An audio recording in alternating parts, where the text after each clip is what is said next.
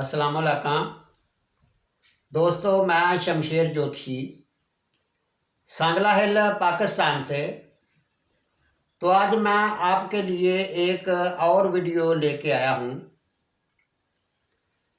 कि व्यापार में या कारोबार में नुकसान क्यों होता है और कब होता है, ये जानना भी बहुत ज़रूरी है। अगर आपने अभी तक हमारा चैनल शमशेर नजूमी इसको सब्सक्राइब नहीं किया तो अभी सब्सक्राइब कर लो। तो दोस्तों, सबसे पहला योग हम आपको बताते हैं कि आपका लगन कोई भी हो। ये मैंने पिछली भी काफ़ी वीडियो में ये बताया है और फिर एक मर्तबा बताता हूँ कि शायद कोई नए देखने वाले हों और उनको समझ ना आए। ये कुंडली के 12 खाने होते हैं, जैसे खाना नंबर 1, 2, 3, 4, 5, 6, यानी इसी तरह 12 खाने होते हैं। इनको 12 घर भी कहते हैं। कुंडली का ये पहला खाना होता है, ये वाला। इस खाने में नंबर 1 लिखा हो, नंबर 2, नंबर 11, 12 कोई भी लिखा हो, ये कुंडली का पहला घर ही होता है और ये कुंडली का दूसरा घर होता है। इसी तरह ये तीसरा घर, चौथा घर होता है। तो कुंडली का हर घर जो होता है ये 30 डिग्री का होता है। जैसे 12 महीने होते हैं, इसी तरह 12 बुर्ज होते हैं। ये पहले घर को पहला घर भी बोलते हैं, लगन भी बोलते हैं और तालिया भी बोलते हैं।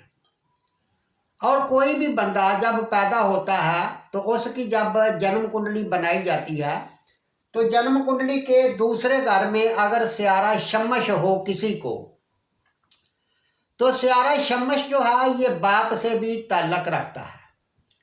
तो ऐसा बंदा, उसको अपने बाप से दौलत वरासत नहीं मिलती, या फिर वो अपनी मर्जी से अपने बाप की दौलत नहीं लेता। और जब भी स्यारे शमश का उसकी जिंदगी में दिशा या अंतर दिशा आएगी तो उस वक़्त उसका माली नुकसान होगा और गुर्बत का सामना कर सकता है। अब योग नंबर 2 हम आपको बताते हैं कि आपका पहला घर कोई भी हो सकता है, लगन कोई भी हो सकता है। जैसे कि हमने आपको 2 नंबर बुर्ज की कुंडली जो है ये बनाकर दिखाते हैं, यानी इसमें नंबर 2 लिखा है तो ये लगन होगा, पहला घर ही होगा। और ये कुंडली बुर्ज सोर की होगी, क्योंकि बुर्ज हमल में 1 नंबर लिखा होता है, बुर्ज सोर में 2 नंबर, 3 नंबर इसी तरह होता है। ये 2 नंबर की कुंडली जो है ये बुर्ज सोर की होगी। और स्यारा कमर, स्यारा कमर जैसे मैंने आपको कुंडली के 10वें घर में दिखाया है, और स्यारा कमर आपकी कुंडली के किसी भी घर में हो सकता है, पहले घर में, दूसरे घर में, किसी भी घर में हो सकता है। और स्यारे कमर से दूसरे घर में, जैसे ये स्यारा कमर मैंने आपको 10वें घर में दिखाया, और कमर से दूसरे घर में अगर किसी को राहु हो तो ऐसे बंदे को जिंदगी में दौलत उसके पास कभी नहीं टिकती। और जब भी राहु का या कमर का दिशा या अंतर दिशा आएगी तो उस वक़्त उसका माली नुकसान होगा। ये योग नंबर 3 हम आपको दिखा रहे हैं कि आपका लगन कोई भी हो सकता है, पहला घर कोई भी हो। जैसे हमने आपको लगन पहला घर बुर्ज दिल्लू का बताया है, क्योंकि नंबर इसमें 11 लिखा है, 11 नंबर की कुंडली है तो ये पहला घर ही होगा। और कुंडली के 5वें घर का और 9वें घर का मालक, जैसे कि 5वां घर बुर्ज जोजा बनेगा और 9वां घर जो है ये बुर्ज मीज़ान बनेगा। और इन दोनों घरों के सियारे, जैसे अतारद कुंडली के 5वें घर का मालक है और 9वें घर का मालक जोहरा है। अगर ये कुंडली के 6ठे घर में या 8वें घर में हो, जैसे मैंने आपको अतारद कुंडली के 6ठे घर में दिखाया है, अतारद कुंडली के 8वें घर में भी हो सकता है, ये दोनों इकट्ठे भी हो सकते हैं। जोहरा कुंडली के 6ठे घर में या दोनों इकट्ठे भी 6ठे घर में या 8वें घर में हो, तो ऐसे बंदे के पास जितनी मर्जी दौलत हो, जब सियारे जोहरा और सियारे अतारद का यानी 9वें और 5वें घर के मालक का दौर चलेगा, दिशा या अंतर दिशा चलेगी, तो सब की सब दौलत उसके हाथ से निकल जाएगी और उसका माली नुकसान होगा।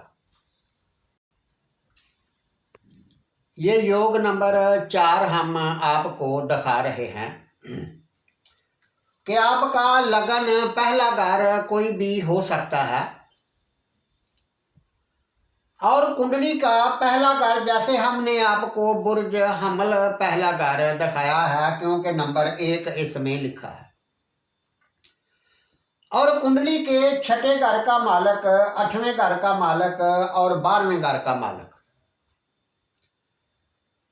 6ठा घर बुर्ज सुमला होगा, 8वां घर बुर्ज अकरब होगा और 12वां घर बुर्ज हौत होगा।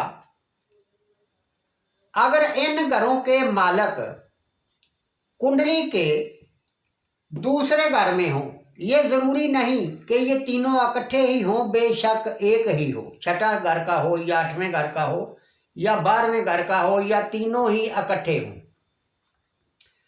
अगर ऐसा योग होगा तो जब भी दूसरे घर की अंतर दिशा या महादिशा स्टार्ट होगी, यानी उसका दौर स्टार्ट होगा, और उस दौर में 6ठे घर के, 8वें घर के या 12वें घर के जो भी दूसरे घर में बैठा होगा, उसकी दिशा या अंतर दिशा इन दोनों सितारों की होगी, तो उस वक़्त उसका व्यापार में, कारोबार में माली नुकसान ज़रूर होगा। उससे कोई ना कोई ऐसी गलती होगी जिस गलती की वजह से उसका माली नुकसान होगा।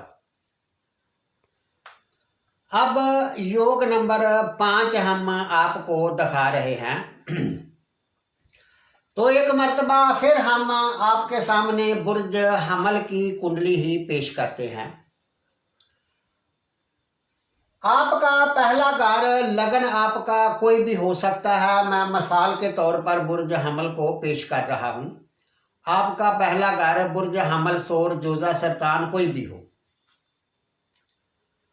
और कुंडली के दूसरे घर का और चौथे घर का मालक, जैसे दूसरा घर बुर्ज सोर है और इसका मालक जो है ये सियारा जोहरा है, और कुंडली के चौथा घर बुर्ज सरतान है, इसका मालक सियारा कमर है, और ये दूसरा घर रुपये पैसे का होता है, तो चौथा घर जमीन, प्रॉपर्टी, मकान, घर या घर के सुख का होता है। अगर इन दोनों घरों के मालक कुंडली के 12वें घर में चले जाएं, जैसे सियारा कमर कुंडली के चौथे घर का मालक है और सियारा जोहरा कुंडली के दूसरे घर का मालक होकर ये दोनों स्टार कुंडली के 12वें घर में चले गए हैं, और 12वां घर खर्च का होता है। अगर ये दोनों स्टार 12वें घर में चले जाएं, तो इंसान के पास जितनी मर्जी दौलत हो उसके हाथ से इस तरह निकल जाती है जैसे एक मुट्ठी से रेत निकल जाती है, यानी सब का सब उसके हाथ से निकल जाता है और उसका माली नुकसान हो जाता है। उस वक़्त होता है जब सियारे कमर की या जोहरा की अंतर दिशा और महादिशा स्टार्ट होगी उस वक़्त। अब योग नंबर 6 हम आपको दिखाते हैं कि आपका पहला घर कोई भी हो सकता है, आपका लगन कोई भी हो, और कुंडली का, जैसे कि ये हम आपको बुर्ज दिल्लू बता रहे हैं पहला घर,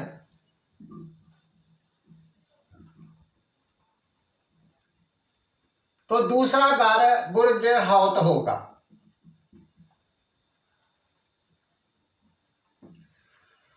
और कुंडली के दूसरे घर में या कुंडली के 8वें घर में स्यारा शमश और स्यारा जोहल ये दोनों इकट्ठे बैठे हों।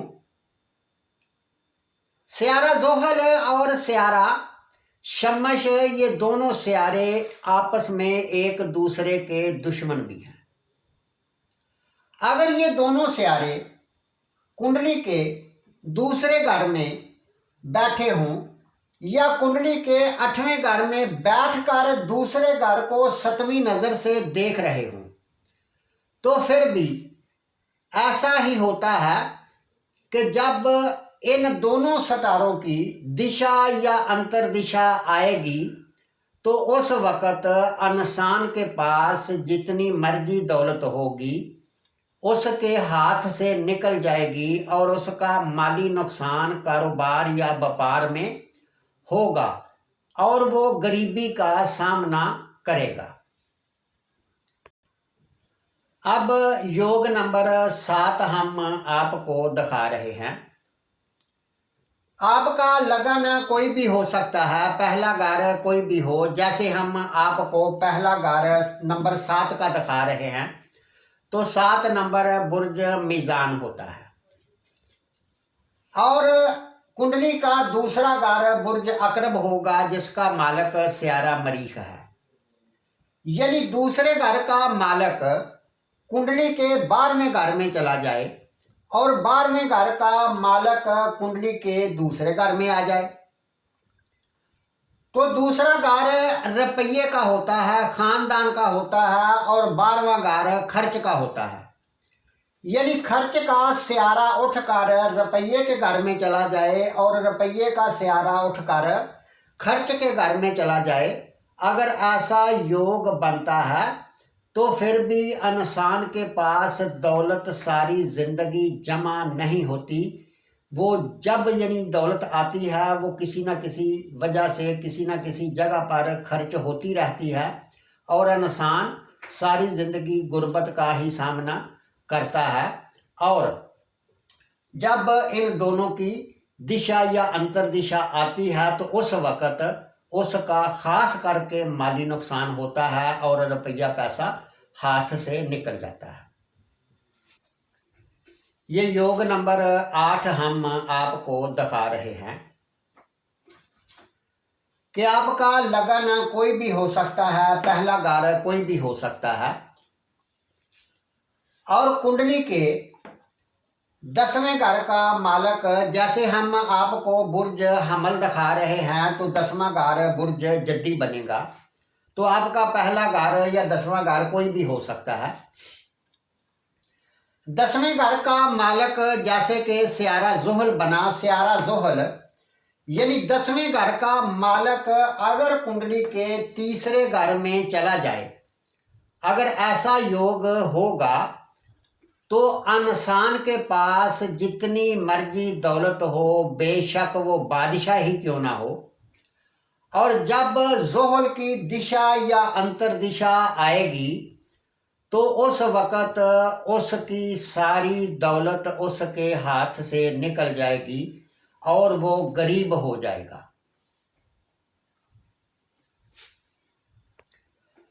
अब योग नंबर 9 हम आपको दिखा रहे हैं कि आपका लगन पहला घर कोई भी हो सकता है। जैसे हमने एक मर्तबा फिर आपको बुर्ज हमल की ही मिसाल दी है कि कुंडली के पहले घर में लगन में तालिया में, इसको लगन भी तालिया भी पहला घर भी बोलते हैं, अगर किसी को भी स्यारा शमश कुंडली के पहले घर में होगा तो उस बंदे के ऊपर जिंदगी में एक मर्तबा गरीबी ज़रूर आती है। बेशक वो ऐसा भी हो सकता है कि किसी गरीब घर में पैदा हो या फिर किसी और वजह से ज़िंदगी में एक मर्तबा यानी वो ज़रूर गरीबी का सामना करता है। तो दोस्तों, हमारी वीडियो आपको कैसी लगी ये शेयर करें हमारी वीडियो को, या फिर कमेंट में ज़रूर लिखें कि हमारी वीडियो आपको कैसी लगी। अगर आप कोई भी सवाल पूछना चाहते हैं या इल्म नजूम सीखना चाहते हैं या इल्म नजूम के मतलब कुछ जानना चाहते हैं तो ये हमारा व्हाट्सएप नंबर है, इस नंबर पर रब्ता कर सकते हैं। तो इसके साथ ही इजाज़त चाहता हूँ। अल्लाह हाफिज़।